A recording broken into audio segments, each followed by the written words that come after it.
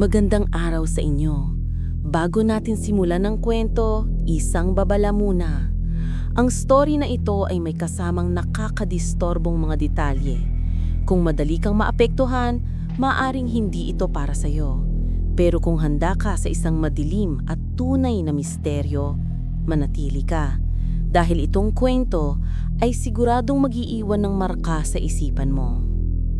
Ngayon, kung mahilig ka sa mga kwento ng dark mysteries, totoong crimes at mga kakaibang pangyayari, nandito ka sa tamang lugar. Kaya kung bago ka pa dito, i-like mo na, i-subscribe at i-turn on ang notification bell para updated ka sa mga susunod naming uploads. Umpisahan na natin. Si Melissa Duban ay isang 32 years old na nurse na may promising future sa pamilya, trabaho, and pag-ibig. Ayon sa mga nakakakilala sa kanya, si Melissa ay inilalarawan bilang isa sa pinakamabait na tao. Isa siyang mabuti, mapagbigay, at may malasakit at tunay na nagmamahal sa mga tao. Ipinanganak si Melissa sa Pilipinas, ngulit lumaki siya sa Estados Unidos.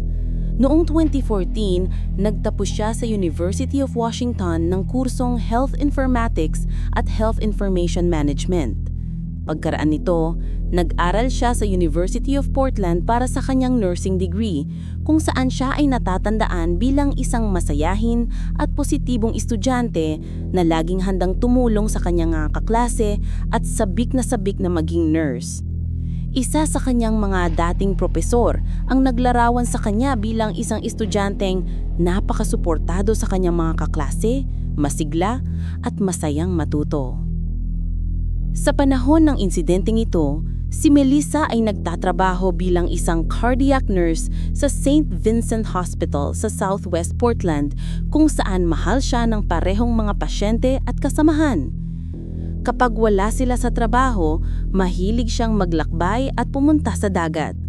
Ang paborito niyang lugar ay ang Hawaii at dito niya nakilala ang kanyang magiging asawa na si Brian Laterno na nooy nasa serbisyo ng US Navy. Si Melissa ay nakabase sa Oregon, habang si Brian naman ay nasa Oahu, Hawaii. Ngulit hindi ito naging hadlang sa kanilang pagmamahalan.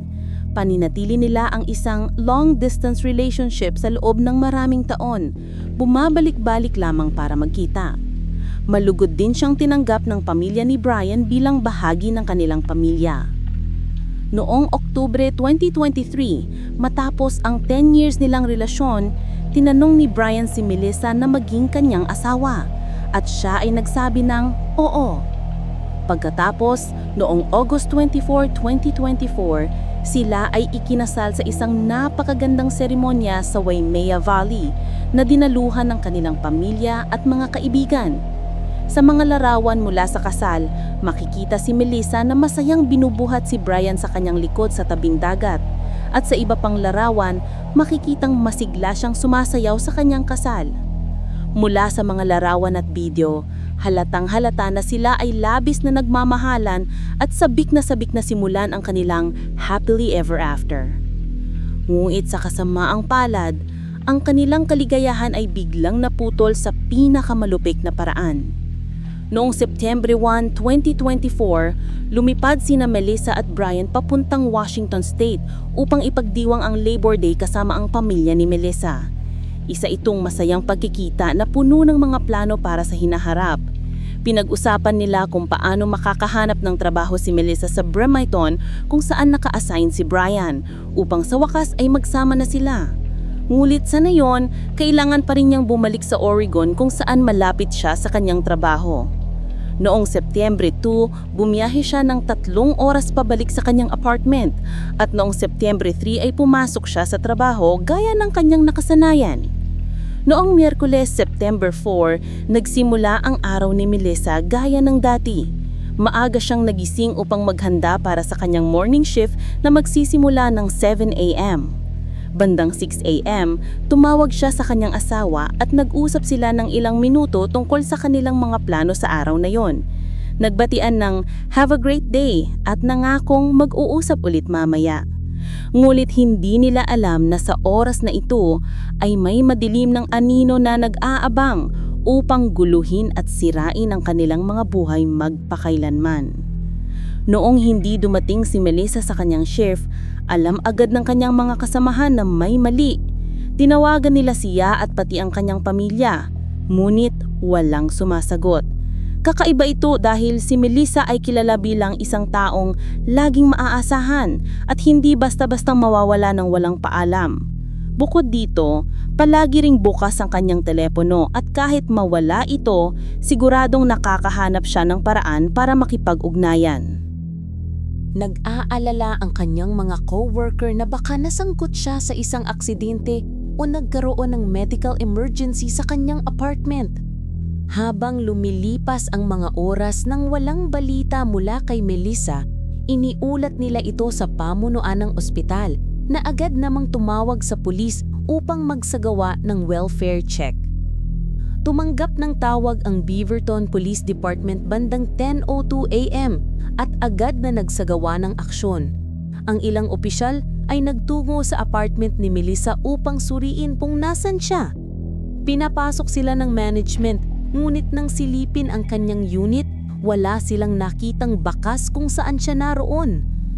Kapansin-pansin, nawawala ang kanyang bag, susi at cellphone, ngunit naroon pa rin ang kanyang sasakyan sa parking garage ng building.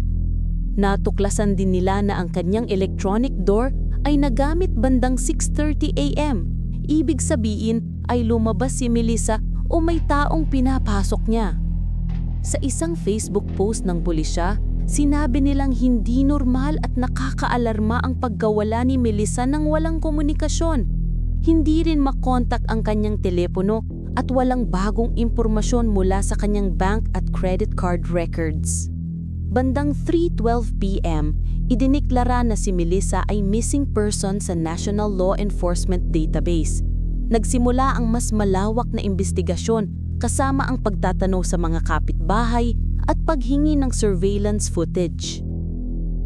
Samantala, ang pamilya ni Melissa ay hindi makapaghintay lamang.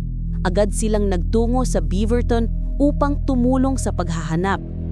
Tumagal ng ilang araw ang search operation na nilahukan ng mahigit 100 katao, mga kaibigan, katrabaho at mga voluntaryong taga-komunidad. Pati mga police dogs ay ginamit sa paghahanap, ngunit nabigo silang makakita ng lead. Nagpaskil din ang kanyang mga kaibigan ng flyer sa paligid ng Beaverton at nagsagawa ng kanilang sariling paghahanap. Nagtipon-tipon ng kanyang pamilya at mga kaibigan malapit sa kanyang apartment upang maghanap at magdasal para sa kanyang ligtas na pagbabalik. Ngunit habang lumilipas ang bawat araw, paliit ng paliit ang pag-asang buhay pa siya. Sa Sabado, bandang 3 AM September 7, 2024, 3 araw matapos siyang mawala, inihayag ng pulisya na natagpuan nila ang bangkay ni Melissa. Ang mas nakakagulat pa, sinabi nilang inaresto nila ang kanyang kapitbahay dahil sa pagpatay sa kanya. Ang suspect ay kinilalang si Bryce Jonathan Schubert, 27 taong gulang na kapitbahay mismo ni Melissa. Siya ay isang lisensyadong nurse at dating empleyado ng Providence Portland Medical Center. Ayon sa pulisya, nakatira siya sa tapat mismo ng unit ni Melissa, ngunit hindi malinaw kung nagkaroon na sila ng interaksyon noon. Kinasuhan si Schubert ng first-degree kidnapping, second-degree murder at second-degree abuse of a corpse. Nang humarap siya sa korte noong September 10, ang kanyang abogado ay nagpasok ng not guilty plea para sa kanya. Sa ngayon, nakakulong siya ng walang piyansa habang hinihintay ang paglilitis. Samantala, labis na nagluluksa ang pamilya ni Melissa. Ayon sa kanyang biyanan, si Melissa ay isang mapagkumbaba at magalang na tao. Hindi nila matanggap kung bakit may taong gugustuhin saktan siya. Ang kanyang ama, isang retired medical laboratory scientist na dating naglingkod sa US Navy, ay nagpost pa ng kanilang kamakailang palitang mensahe sa Facebook kung saan pinaalalahanan siya ni Melissa na maging ligtas at malusog. Nagdaos ng ilang vigil para kay Melissa, kabilang sa University of Portland at ng Oregon Nurses Association. Daan-daang tao ang dumalo upang parangalan siya. Ang kanyang mga kaibigan, kasamahan sa trabaho, dating pasyente at pati mga taong hindi niya kilala ay nagtipon-tipon upang magbigay pugay. Ngunit hanggang ngayon, nananatiling misteryo kung paano eksaktong nangyari ang lahat.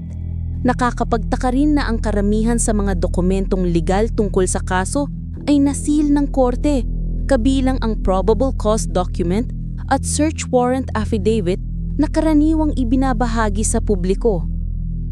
Habang wala pang malinaw na sagot, isang bagay ang tiyak. Si Melissa ay hindi kailanman malilimutan ng kanyang pamilya, mga kaibigan at lahat ng taong natulungan at napasaya niya. Kung nagustuhan mo ang kwento, huwag kalimutang i-like, i-subscribe at i-turn on ang notification bell para updated ka sa susunod naming mga true crime stories. Maraming salamat sa pakikinig. Hanggang sa muli.